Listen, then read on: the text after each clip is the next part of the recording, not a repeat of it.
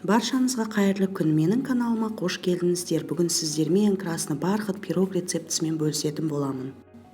Ең алдымен пирогымыздың қамырын дайындайтын боламыз. Ыдысқа ұнымызды салып, үстіне мұздатқыштан шыққан сары майымызды үкіштен өткізіп шығамыз.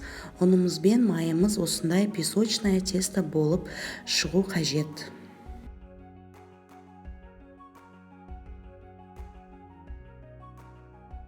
Массамыздың үстіне шекер саламыз.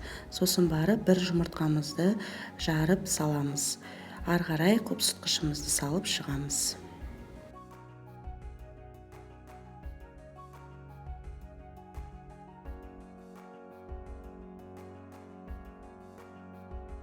Енді массамыздың үстіне қызыл красителімізді салып шығып, күрекшемен жақсылап араластыратын боламыз.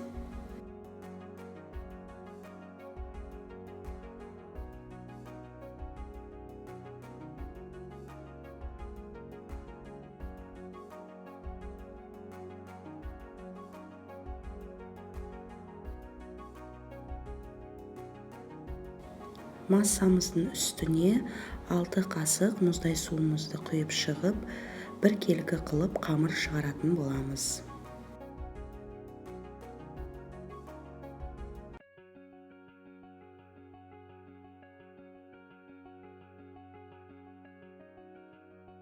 Міне достар, мен қамырымды илеп болдым.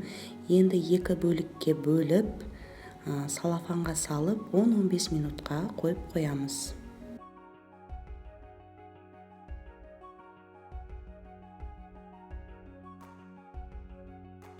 Достар, енді крем дайындайтын боламыз. Ыдысқа творожный сырымызды салып, үстіне қант ұнтағын салып шығамыз.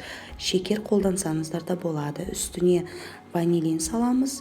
Сосын барып 2 жұмыртқамызды жарып салып, миксермен жақсылап тұрып, бір келкі болғанға дейін араластырып шығамыз.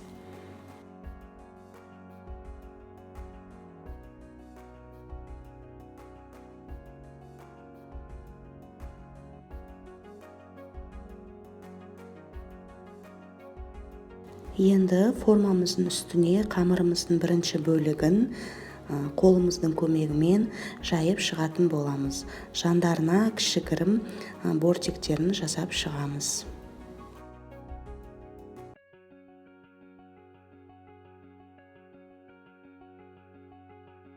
Қамырымыздың үстіне кремімізді құйып шығамыз.